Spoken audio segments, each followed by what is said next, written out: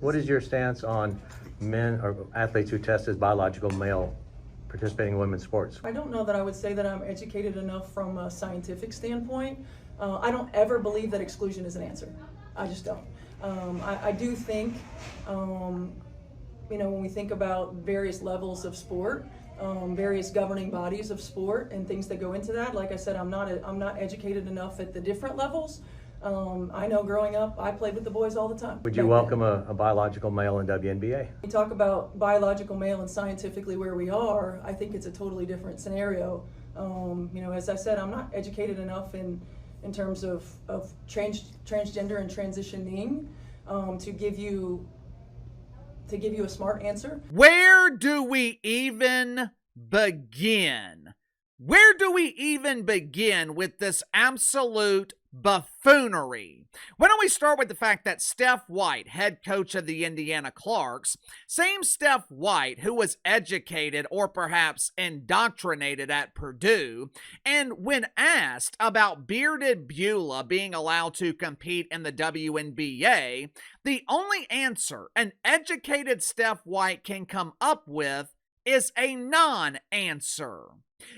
I'm not educated enough on this issue. Plus, due to budget cuts, we no longer have a biologist on staff to determine gender. So determining gender, that's real tough right now for the Stephster.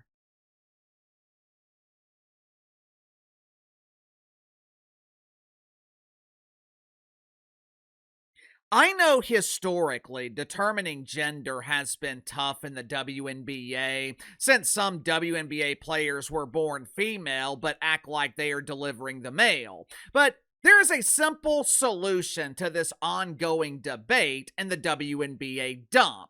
For those that don't know, the WNBA is completely divided. This dump of a league is on the verge of collapse. So Uncle KC has come up with the perfect solution to solve this daunting problem. On one side of the divide, you have Sophie Cunningham defending the rights of women to not share a locker room with Chad Thundercock. On the other side, you essentially have the rest of the league. Unknown players like whoever the hell this is. As you can see here, Jane Doe is proudly advocating for the destruction of pretend basketball. So Uncle KC has come up with the perfect solution. Really, this is a win-win. It is a win for WNBA players who want to invite men into their league, and it's also a win for those of us who cannot stand this toxic turd of a league. Next year, during the WNBA draft, young men who were not good enough to be drafted into the NBA, they should accept the invitation to the WNBA. Overnight, the WNBA would transition from make-believe basketball over to real basketball.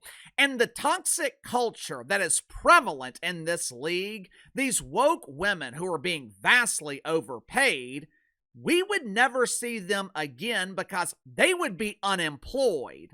Overnight, there would not be a biological woman left in the WNBA.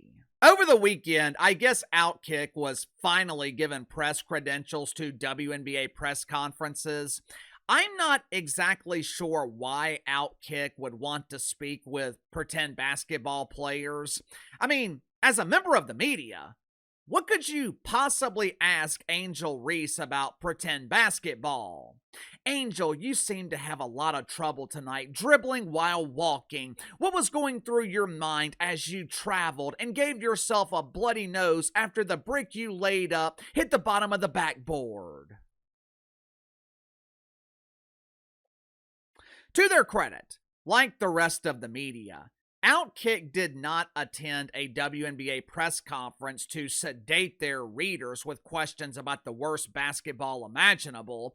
Instead, they were there to get some clarification on the prevailing issue right now in the WNBA.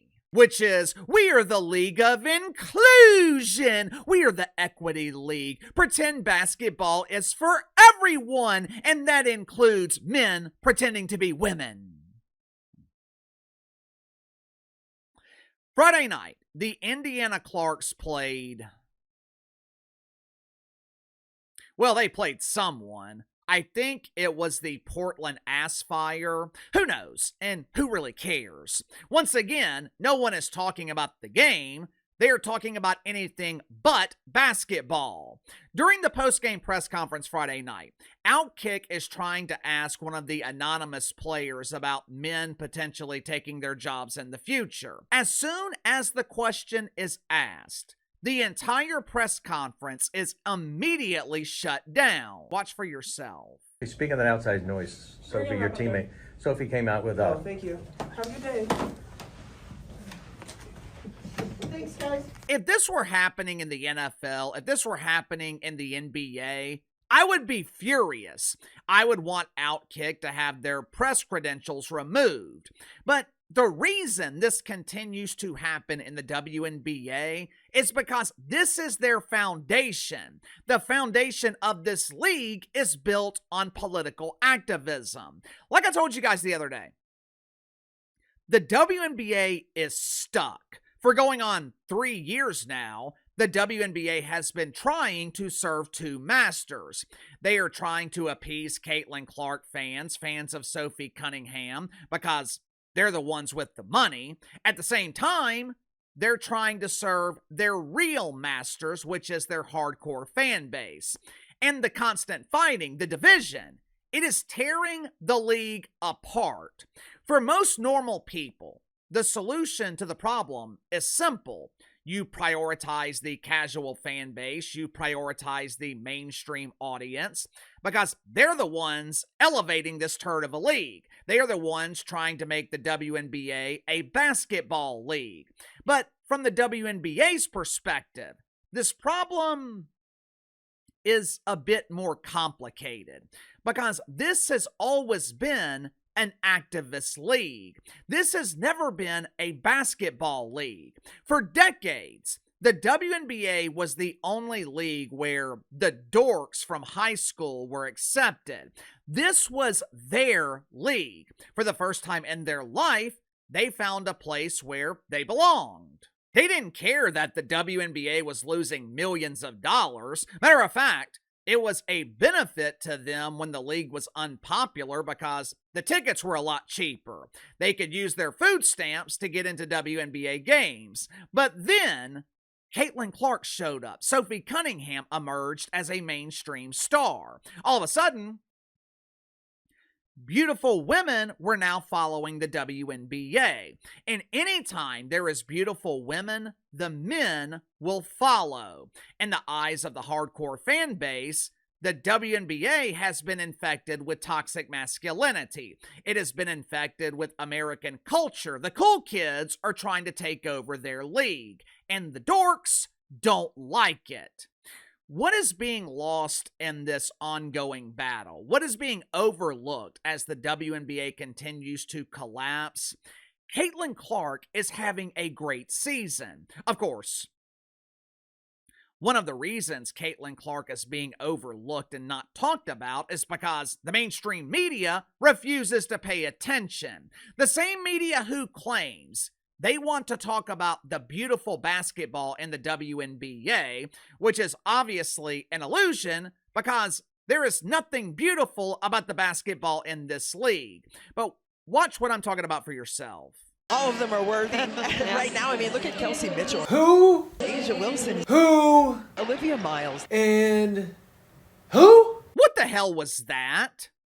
Was that the top 5 missing persons in the WNBA? Was that a list of the top 5 most anonymous players? Are you starting to understand why I refer to the MVP in this league as the most valuable pretender?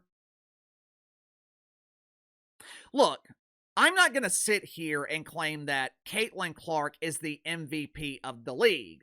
I am not one of her fanboys who believes Caitlin Clark is the best player. She's the most valuable player in terms of financial value, but right now she is not the best basketball player in the league. But to not even have her in the conversation?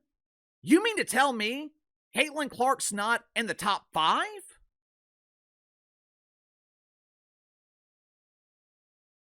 In her last 6 games, Caitlin Clark is averaging 27 points, 8 assists. The Indiana Clarks are 8-2 in their last 10 games. Of course, no one is talking about it. Matter of fact, Caitlin Clark was kept from speaking with the media on Friday night. Instead of making Caitlin Clark available, her doofus team, they sent out Steph White and 2 players who go unrecognized at family reunions. You know, as a content creator here on YouTube, the WNBA is great for my business. Without the WNBA, I would be struggling to find topics in July and August. But the reason the WNBA is great for my business has nothing to do with basketball and everything to do with the ongoing war in the league. At some point, the WNBA is going to have to make a decision. What they're currently doing is not sustainable. What do you want to be? Do you want to be a league that caters to a mainstream audience? Or do you want to continue catering to the dorks? If they're forced to make a decision, my guess is the WNBA will choose the dorks. Uncle Casey, they won't survive. They need the mainstream audience. They have all the money. Yeah. This league has never been about making money. The WNBA knows they can rely on the NBA for money. But more importantly, I think they also know if the controversy subsides, if the drama goes away, the mainstream audience will go away with it. Caitlin Clark is not a draw because she's a great basketball player. Caitlin Clark is a draw because of what she represents, which is a young woman along with her enforcer, Sophie Cunningham, fighting the woke women in this league. Sound off in the comments below. I'll see you guys tomorrow.